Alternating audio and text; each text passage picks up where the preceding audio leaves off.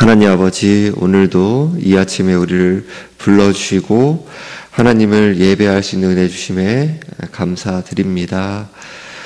이 시간도 오직 우리를 위해서 십자가에 죽으시고 부활하신 예수 그리스도의 의의 공로만을 의지하여 예배드리기 원합니다.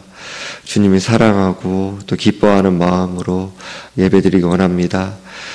이 시간 가운데서도 성령 하나님 우리의 심령을 주장하사 또 복음의 말씀 가운데 예수 그리스도께서 이루신 놀라운 일이 우리 가운데 어떤 일을 이루었는지 성령께서 깨달아 줄 수 있도록 도와주시고 그 일을 우리의 심령 깊은 곳에서 또 누리고 또 맛보고 또 그것이 우리 삶 가운데 이루어지는 그 기쁨을 누리게 하여 주옵소서. 감사드리며 우리 주 예수 그리스도의 이름으로 기도드리옵나이다. 아멘. 함께 보실 말씀은 로마서 5장 12절에서 17절 말씀입니다. 로마서 5장 12절에서 17절 말씀.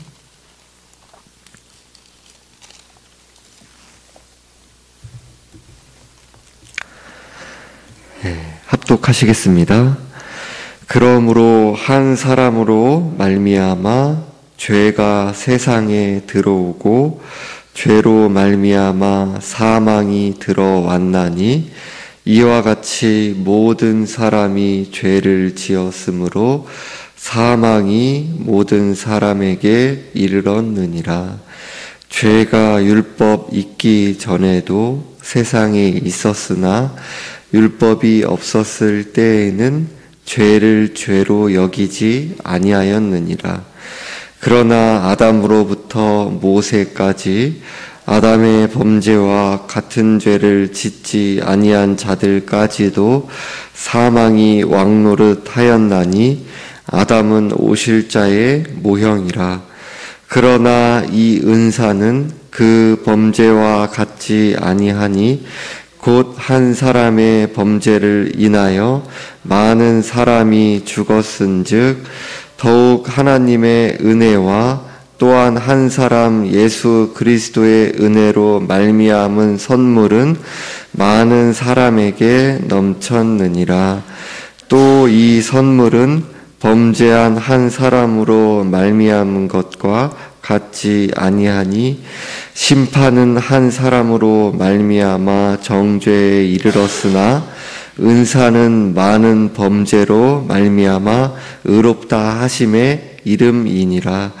한 사람의 범죄로 말미암아 사망이 그 한 사람을 통하여 왕노릇하였은즉 더욱 은혜와 의의 선물을 넘치게 받는 자들은 한 분 예수 그리스도를 통하여 생명 안에서 왕노릇하리로다. 아멘. 12절에 처음은 그러므로라고 시작합니다. 바로 앞절인 11절에 그뿐 아니라 이제 우리로 화목하게 하신 우리 주 예수 그리스도로 말미암아 하나님 안에서 또한 즐거워하느니라 라는 말씀과 같이 신자들이 하나님과의 화목의 관계를 누리게 된 은혜를 말씀하며 화목의 은혜의 근거가 되시는 분으로 예수 그리스도에 대해 말씀하고 있습니다. 오늘 본문에서는 이러한 문맥을 이어받아 한 사람 아담의 범죄와 한 사람 예수 그리스도께서 이루신 일을 대조하며 아담을 통한 사망의 다스림과 예수 그리스도를 통해서 이루어지는 은혜의 다스림을 말씀하고 있습니다.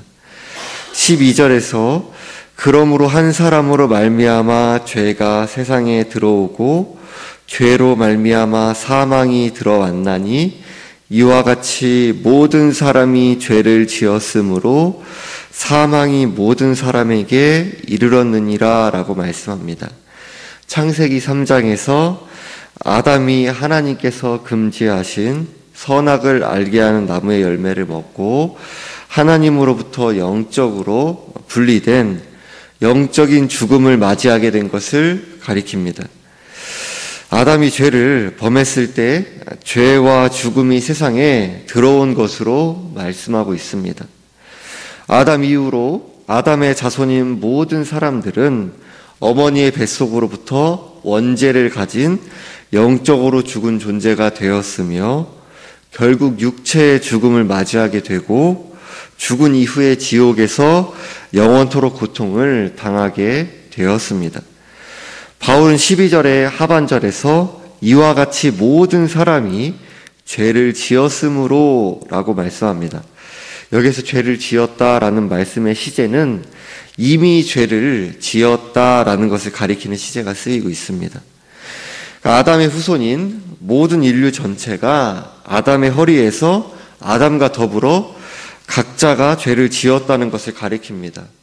아담이 죄를 지었으면 죄를 지은 거지. 아담의 후손인 모든 사람이 그것도 이미 각자가 죄를 지었다라는 것이 일반적인 사람의 상식으로는 받아들일 수가 없는 거죠. 억울해하고 받아들이기 어려운, 받아들일 수 없는 말씀입니다. 그러나 나의 상식이 규정을 짓는 것이 아니라 하나님께서 아담을 온 인류의 대표로 정하셔서 이렇게 하나님께서 그 정하신 그 방식, 그것이 규정을 짓는 것입니다. 아담이 범죄할 모든 사람이 아담 안에서 죄를 지었고 죄와 사망이 사람에게 들어오게 되었습니다. 에베소 4장 17절에 18절에서는 그러므로 내가 이것을 말하며 주 안에서 증언하노니 이제부터 너희는 이방인이 그 마음에 허망한 것으로 행함같이 행하지 말라. 그들의 총명이 어두워지고 그들 가운데 있는 무지함과 그들의 마음이 굳어짐으로 말미암아 하나님의 생명에서 떠나 있도다라고 말씀합니다. 모든 사람은 원죄를 가진 영적으로 죽은 존재로 태어나 하나님과 영적으로 분리되어 생각과 말과 행동으로 늘 죄를 지으며 살아가게 되었습니다. 읽어드린 에베소서 말씀에서 하나님께 죄를 짓는 이유가 하나님의 생명에서 떠나 있는 것 때문이라는 사실을 알 수 있습니다. 다시 말해 영적인 죽음의 결과는 죄된 생활 방식인 것입니다. 즉 죽음의 열매는 죄와 죄된 생활 방식인 반면에 영적인 생명을 은혜로 갖게 된 자는 선행의 열매가 조금씩 맺혀져 가게 된 것입니다. 13절에서 14절에서 죄가 율법이 있기 전에도 세상에 있었으나 율법이 없었을 때에는 죄를 죄로 여기지 아니하였느니라. 그러나 아담으로부터 모세까지 아담의 범죄와 같은 죄를 짓지 아니한 자들까지도 사망이 왕노릇하였나니 아담은 오실 자의 모형이라 라고 말씀합니다. 바울은 죄가 율법이 있기 전에도 세상에 있었다라고 합니다. 율법에서 죄를 규정하기 전까지는 죄를 죄로 여기지 않았다고 합니다. 죄를 죄로 여기지 않았다고 해서 죄가 없었다는 것은 아닙니다.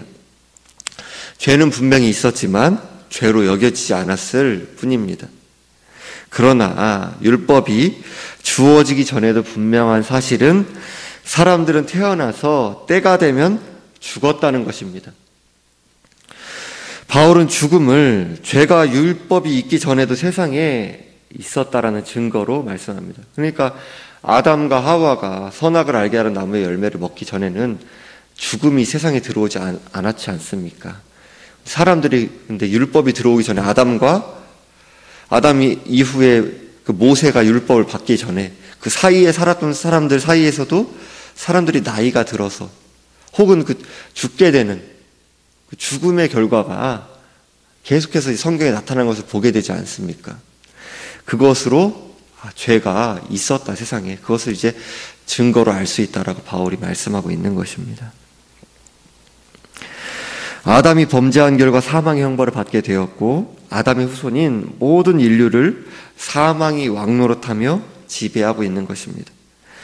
아담은 오실 자의 모형이라 라고 합니다. 아담이 모든 인류의 대표인 것처럼 오실 자 예수 그리스도께서도 그리스도를 믿음으로 예수께 속한 자들의 대표라는 점에서 아담을 그리스도의 모형이라고 말씀하고 있습니다. 15절에서 그러나 이 은사는 그 범죄와 같지 아니하니 곧 한 사람의 범죄를 인하여 많은 사람이 죽었은즉 더욱 하나님의 은혜와 또한 한 사람 예수 그리스도의 은혜로 말미암은 선물은 많은 사람에게 넘쳤느니라 라고 말씀합니다. 그러나 라고 12절에서 14절에서 아담이 지은 죄의 결과의 영향을 말하는 것에서 예수 그리스도로 말미암은 은혜의 선물을 대조하며 말씀하고 있습니다.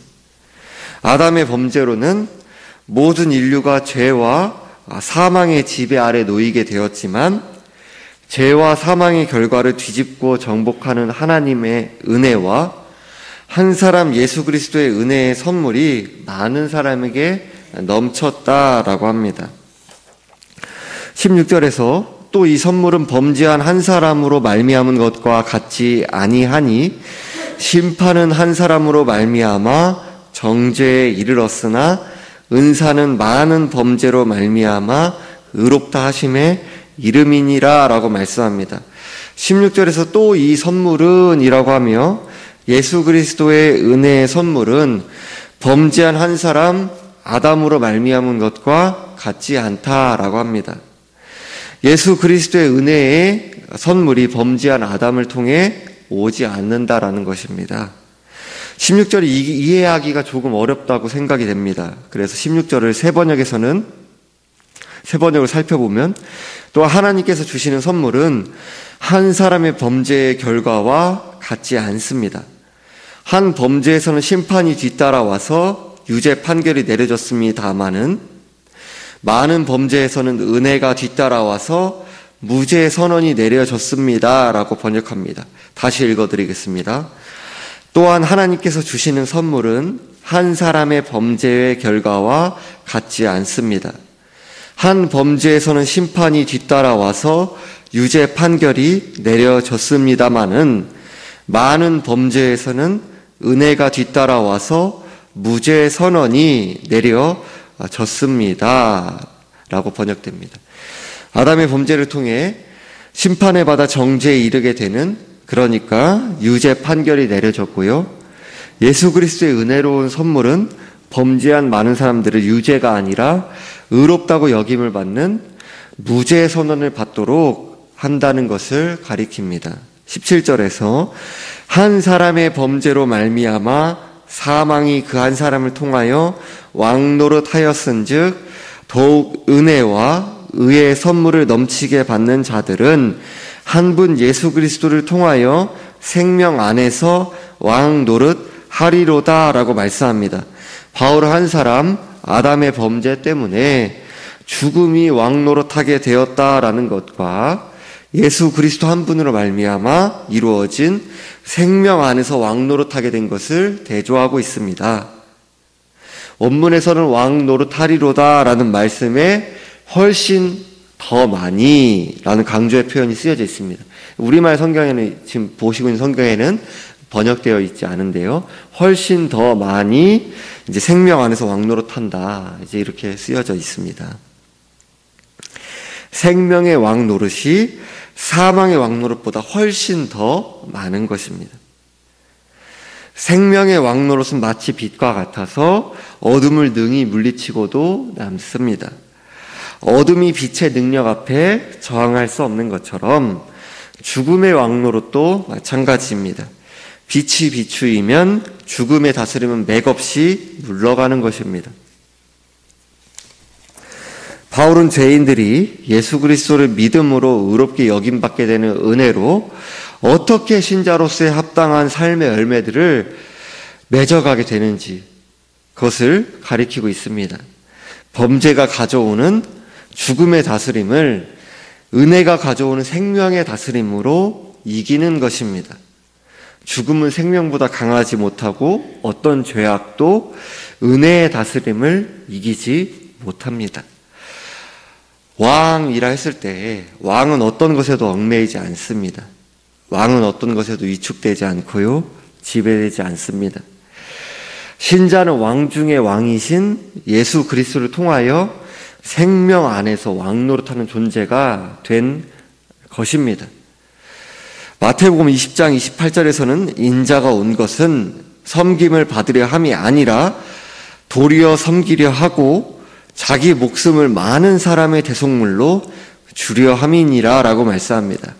예수께서 이 땅을 살아가시며 보이신 왕 노릇의 본은 이 세상의 그 왕이라고 했을 때의 그런 방식과 다르게 지배하고 군림하고 억누르고 위협하는 그런 모습이 아니셨습니다.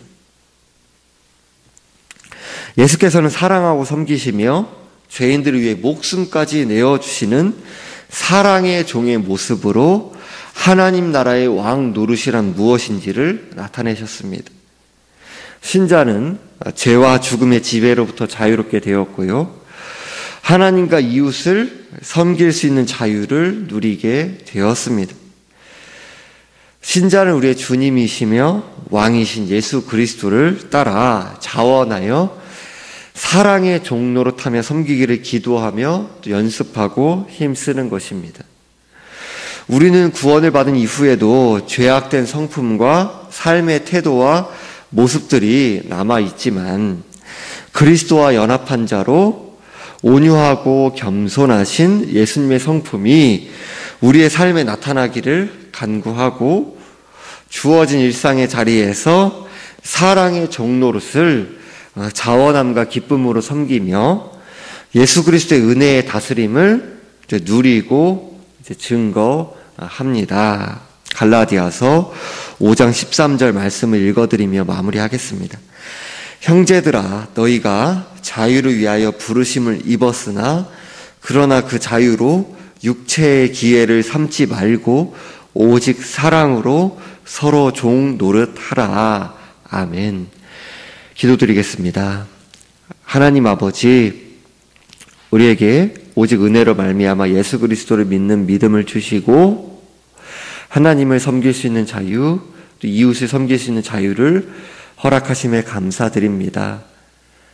예수 그리스도 안에서 은혜로 말미암아 생명이 왕노릇하는 은혜를 입게 되었는데 우리의 왕 중의 왕이신 예수 그리스도와 믿음으로 하나 된 자로 하나님 나라의 왕이신 예수님께서 보이신 자기 백성을 위해 모든 것 내어오신 그 사랑과 은혜에 그 사랑이 은혜가 그 긍휼이 여기심이 우리 가운데 이루어져서 자원함과 또 기쁨과 감사함으로 주어진 삶의 자리 가운데서 오늘도 하나님과 이웃을 진리의 말씀을 따라 사랑하고 섬기는 그러한 종노릇의 그 놀라운 은혜가 우리 가운데 이루어지는 그것을 또 연습하고 그 은혜를 우리 가운데 순종함으로 맛보고 누리는 우리의 삶이 될 수 있도록 인도하여 주옵소서. 감사드리며 우리 주 예수 그리스도의 이름으로 기도드립니다. 아멘.